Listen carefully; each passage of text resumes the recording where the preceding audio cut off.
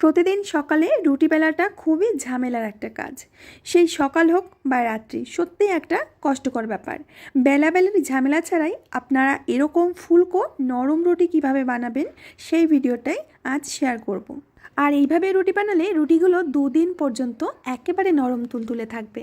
নমস্কার বন্ধুরা, আশা করছি আজকের ভিডিওটা সকল গৃহিণী এবং যারা ব্যাচেলার আছেন তাদের অনেক উপকারে আসবে। ভিডিওটা যদি আপনাদের সামান্যতম উপকারেও আসে তাহলে প্লিজ একটা লাইক করে বন্ধুদের সাথে শেয়ার করতে একদমই ভুলবেন না। তাহলে আসুন রেসিপি শুরু করি। আজকের এই ম্যাজিক রুটি বানানোর জন্য সবার প্রথমে আমি নিয়েছি 1 কাপ সাদা আটা, আর সাথে দিয়ে দেব স্বাদ মতো লবণ। এবার রুম টেম্পারেচারের জল দিয়ে আমি গোলাটা তৈরি করে নেব। প্রথমে আমি 1 কাপ জল নিয়েছি।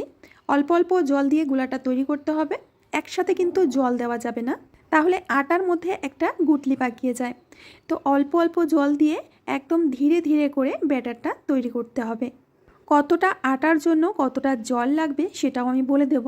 ব্যাটার যদি খুব বেশি পাতলা হয় তখন কিন্তু রুটিগুলো ফুলতে চায় না, বা বেশি মোটা হয়ে গেলে তখনও কিন্তু ফুলতে চায় না। একদম পারফেক্ট পরিমাপের একটা জল লাগবে। পরিমাপটা আমি আপনাদের অবশ্যই বলে দেব। তো অল্প অল্প জল দিয়ে আমি প্রথমে ব্যাটারটাকে ফেটিয়ে নিচ্ছি।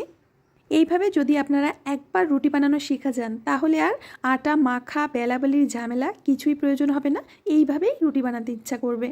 বন্ধুরা, আপনারা একটু খেয়াল করলে দেখতে পারবেন যে ব্যাটারটা কতটা পরিমাণে স্মুথ হয়েছে। ঠিক এইভাবেই কিন্তু ব্যাটারটাকে বানাতে হবে। এবার আপনারা দেখলেই বুঝতে পারছেন ব্যাটারটা কিন্তু একটু ভারী ভারী রয়েছে। এখানে আরও একটু জল দিতে হবে। তো বাকি জলটা আমি দিয়ে দিচ্ছি। এখানে টোটাল ব্যাটার বানাতে আমাদের প্রায় 2 কাপ জল লেগেছে, মানে 1 কাপ আটার জন্য 2 কাপ জল লেগে গেছে। এবার আপনারা খেয়াল করলে বুঝতে পারবেন ব্যাটারটা কেমন আছে। ঠিক এরকম টাইপের একটা ব্যাটার তৈরি করতে হবে। এবার গ্যাস ওভেনে একটা তাওয়া বসিয়ে দিয়ে আমি হালকা একটু তেল দিয়ে মুছে নিচ্ছি। তেলটা কিন্তু খুব ভালো করে মুছে নিতে হবে। এবার 1 হাতা মতো ব্যাটার আমি দিয়ে দিচ্ছি। এখন হাতার পেছন সাইড দিয়ে হালকা করে একটু টেনে দিতে হবে, টেনে একটু বড় করে দিতে হবে। একদম চেপে চেপে কিন্তু দিতে যাবে না, হালকা হাতে ব্যাটারটাকে এইভাবে চালিয়ে দিতে হবে। এই সময় গ্যাসের আঁচটা লো করে রাখবে।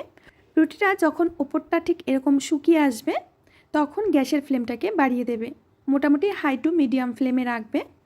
রুটির পেছন দিকটা খুব ভালো করে সেঁকে নিয়ে তারপর কিন্তু রুটিটাকে উল্টে দিতে হবে, না হলে রুটি ফুলতে কিন্তু অনেক দেরি হয়ে যাবে।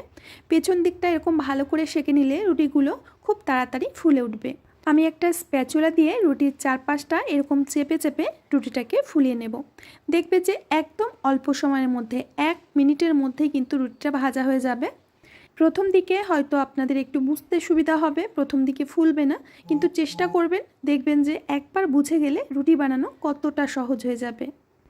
তো আপনারা দেখতেই পাচ্ছেন বন্ধুরা, রুটিটা কত সুন্দর ফুলে গেছে। প্রত্যেকটা রুটি হতে কিন্তু মাত্র 1 মিনিটই সময় লাগবে।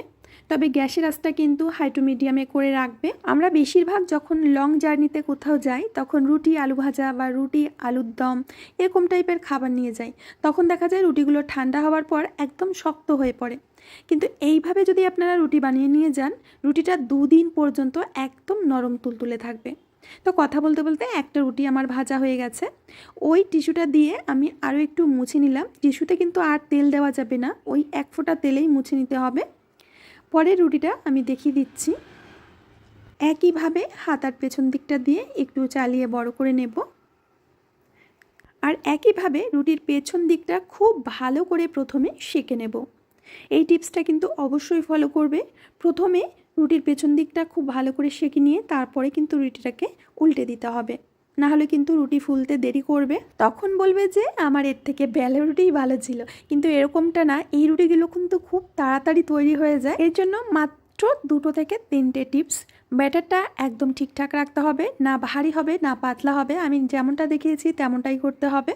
রুটিটাকে খুব ভালো করে প্রথমে সেঁকে নিয়ে তারপরে উল্টাতে হবে, আর গ্যাসের ফ্লেমটা হাই টু মিডিয়ামের মাঝামাঝি রেখে রুটিগুলো ভাজতে হবে।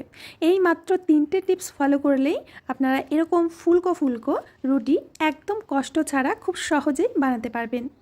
তো আরও একটা রুটি আমি ভেজে নিয়েছি। একইভাবে আমি বেশ কয়েকটি রুটি ভেজে নিয়েছি, আর রুটিগুলো কতটা নরম তুলতুলে। সবথেকে মজার কথা হলো এই রুটি যত ঠান্ডা হবে তত কিন্তু নরম হতে থাকবে। বেলা রুটির থেকে এর স্বাদ কিন্তু দ্বিগুণ।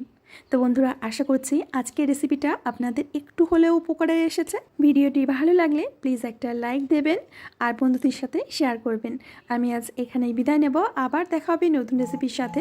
ততক্ষণের জন্য সবাই ভালো থাকবেন, সুস্থ থাকবেন।